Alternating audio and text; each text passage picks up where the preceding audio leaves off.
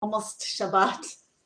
I'm not ever sure if we're on. I see this circling thing happening, so I don't know if I'm being heard yet. But anyway, this is my almost Shabbat, shortly before Shabbat, quick Facebook live stream.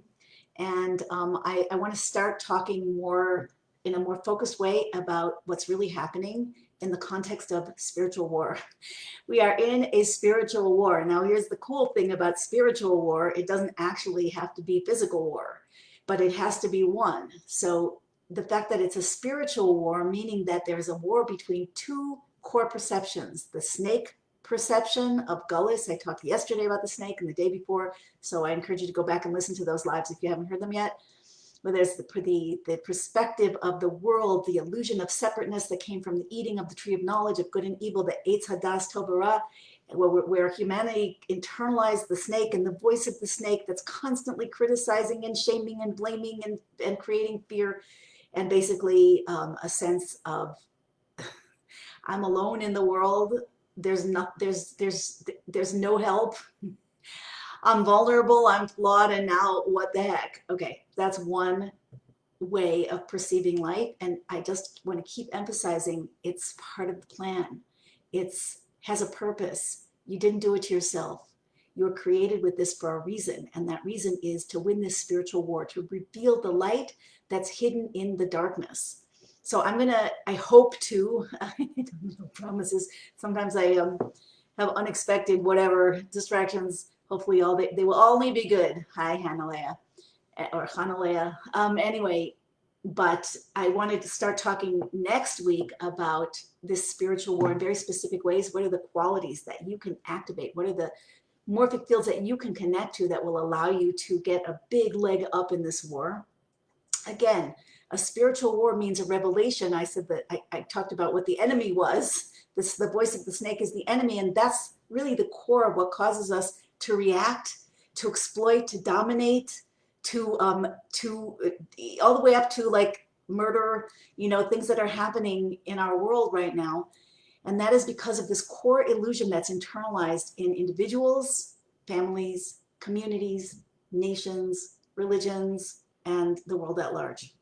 What is the other perspective? The winning perspective, so to speak. That is the truth, the core truth of the universe, and that is Ein Od Milbado, which literally means there is nothing other than Him alone. Who's Him alone?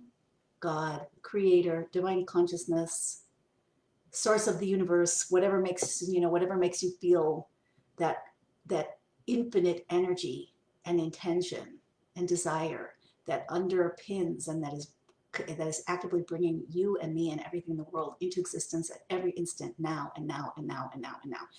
Okay, and every now in between. So I drew this horrible I'm really not an artist. I drew this. So I just want to illustrate. They say a picture's worth 1,000 words. Maybe this picture's worth a couple hundred words.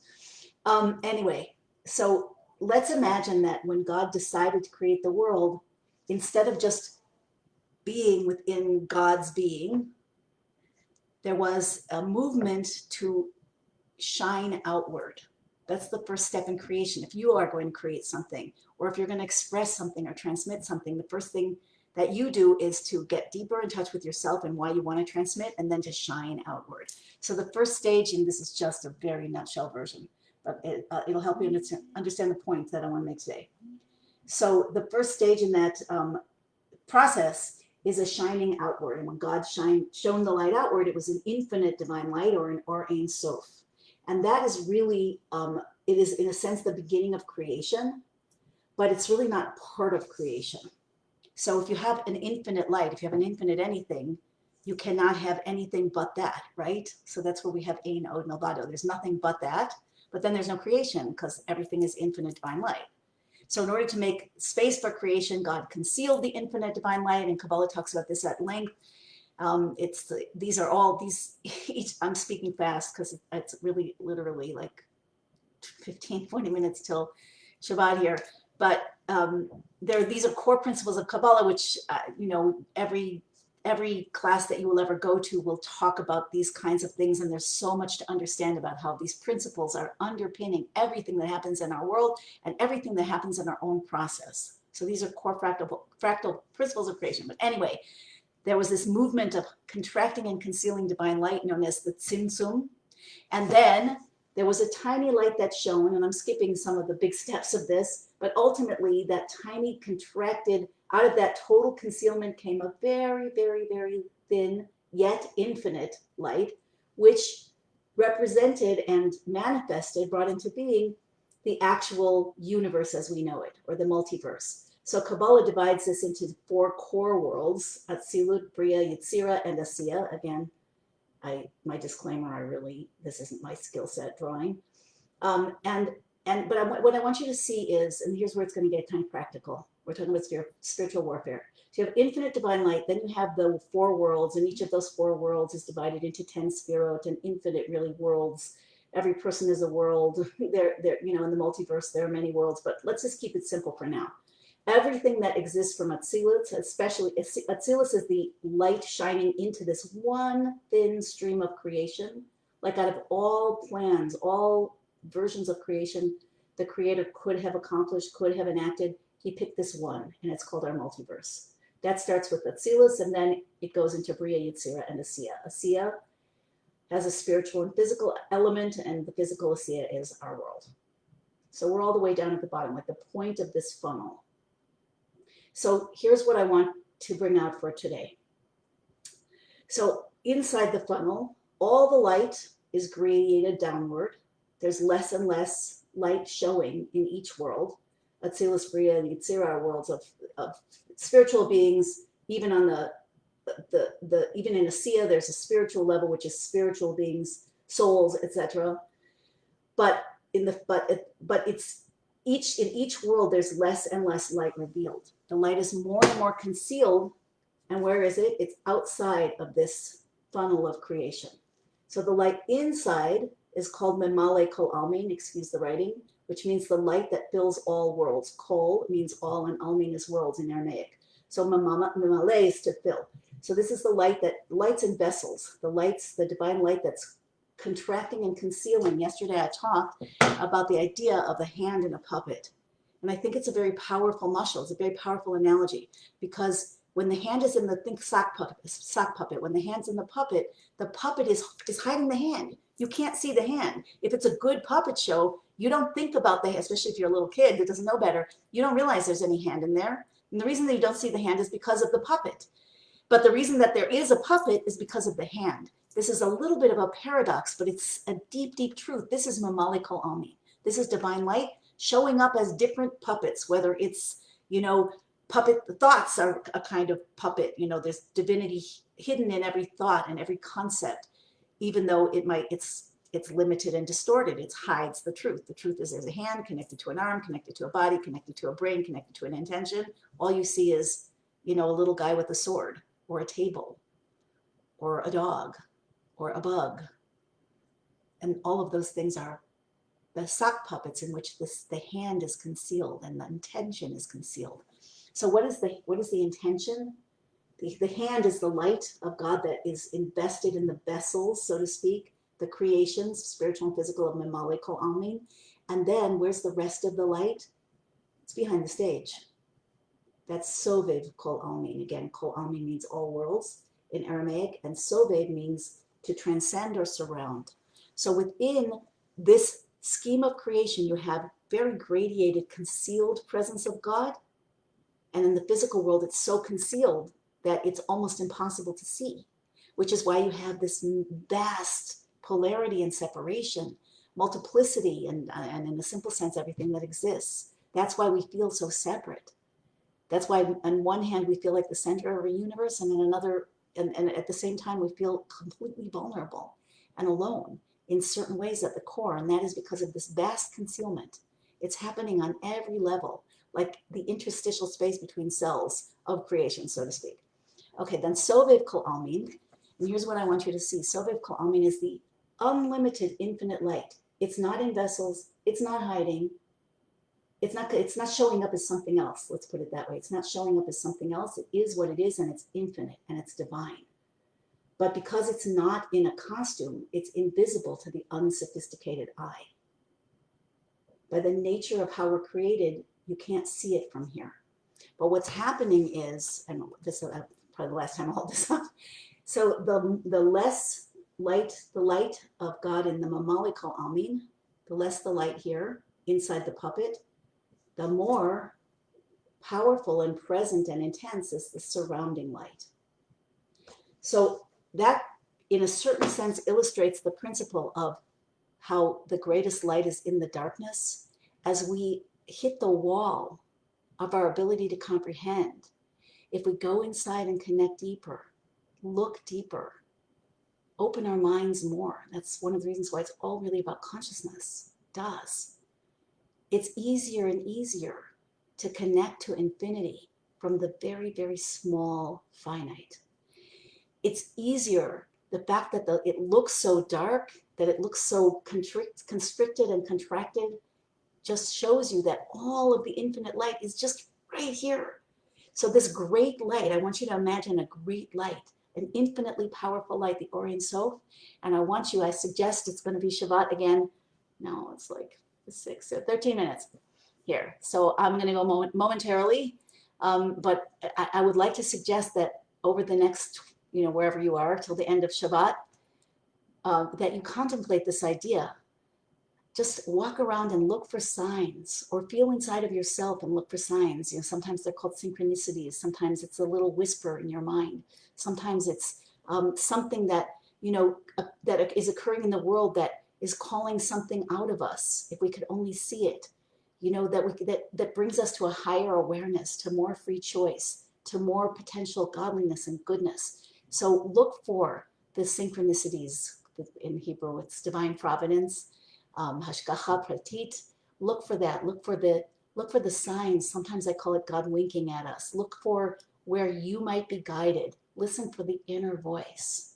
See if you can reframe in your mind what's happening in your life, in your relationships, or in the news, and see if you can just come up with a possible scenario that would show you that really it's for the good. There's an emergence happening. And when we don't see the darkness, we'll never look for the deeper light. When we don't see the conflict, we'll never look for the deeper truth. When we're not shaken up, we're never going to go beyond ourselves to wake up. Most people never will. That's just the nature of the beast, so to speak. Not that we're beasts, sometimes we're beasts. So all of this that's happening, we want to be looking for the great light. The love, the blessing, the intention, the purpose, the joy. And the more we can see it, the more you can, and this is a practice of the eyes, a practice of the mind. One of the many things the Rebbe said we can do to bring Mashiach and Geula now is to open our eyes and see it. So that's the assignment for this Shabbat. Wherever you are in the world, if you're Jewish, Jewish woman, I want to suggest that you light the Shabbat candles with the appropriate blessing. That would be before sundown. If you do it after sundown, it's a big no-no. If you do it before sundown, actually the candles reveal a little bit of that great light.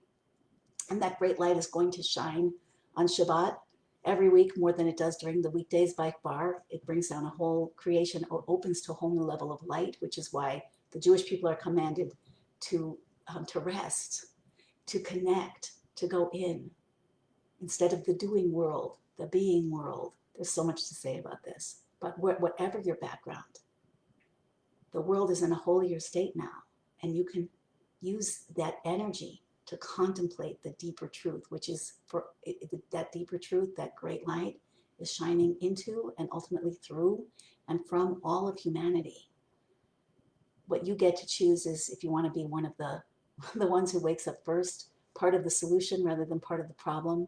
If you want to co-create the world that all of this was created for, if you want to start to bring that into your life and through you into your world, that's where we have a choice. As I've been saying, we're all in the same train, but we're going in different cars. Some of them are really nice, and some of them are really rough. Some of them are ahead, and some of them are behind, and you get to walk around that train based on your consciousness, your desire, and what you're willing to put behind it in your thoughts, in your words, and in your actions, most importantly. The physical world, this last little guy, that's the world of action. Asiya, the world of Asiya. That's its Kabbalistic name, but Asiya means action. And that's why in this world, it's so physical, right? What you do is what makes at least on the surface, the most difference. And so whatever it is that you believe in, you want to put into action. And that actually changes the nature of the physical world, especially when it's a mitzvah. For example, lighting Shabbat candles. There are many mitzvot for the Jewish people and also for the nations of the world. So not all the same, but all the same light. So when you bring something into action according to the divine plan, you actually bring more of this infinite light of Sovev Kol Almin, because the mitzvot, the commandments, come from that level. The infinite, unlimited light of God that is too vast to have shown into the world, because it would have blasted the world out of existence. The world is based on concealment, the hand and the puppet. When I say the world, I mean the multiverse. But now, because we are doing this from the inside out, because we are overall moving toward righteousness, moving toward a sense of oneness, because of the Torah and mitzvahs that have been carried out in every circumstance throughout every generation, persecution, extermination, pogroms, whatever it might be, exile in every country of the world, but this light has been woven into every possible human circumstance of separation and concealment, and now is starting to shine into the world. That's why we have internet. That's why we have cell phones. That's why we have energy healing. That's why we have instant communication. That's why we are becoming so much more sensitive and spiritual. The average person has that accessible because of the light that has permeated the darkness throughout millennia. And every human being who chooses to seek God, who chooses to seek the one source, and chooses to live in accordance with the higher order, which will allow the world to be infinitely sustainable and infinitely blessed. Each of those persons, each of those people who chooses that is part of the solution and part of the team that gets special favors too. Okay, I'm going to leave it at that, and I wish everybody Shabbat Shalom, U'Mevarach. It should be blessed for you, and I'd love to hear, like this live if you do like it, share it if you think it's beneficial. That can really already help you be part of the solution. The more light, we're set up now as the human species, we're set up. Technically, we're set up technologically to spread an idea like this. You don't have to be a newscaster. You don't have to be wealthy. You don't have to be a president or prime minister. All you have to do is want to, and you can. It's quite remarkable. All right. So that said, like, share, and comment. Ask your questions. I'd like to know how this hits you. I'd like to know what you'd like to know more of. I have a whole plan, but I'd love it if we can communicate so I can make sure it hits the spot. And that's it for now. Shabbat Shalom. Lots of love.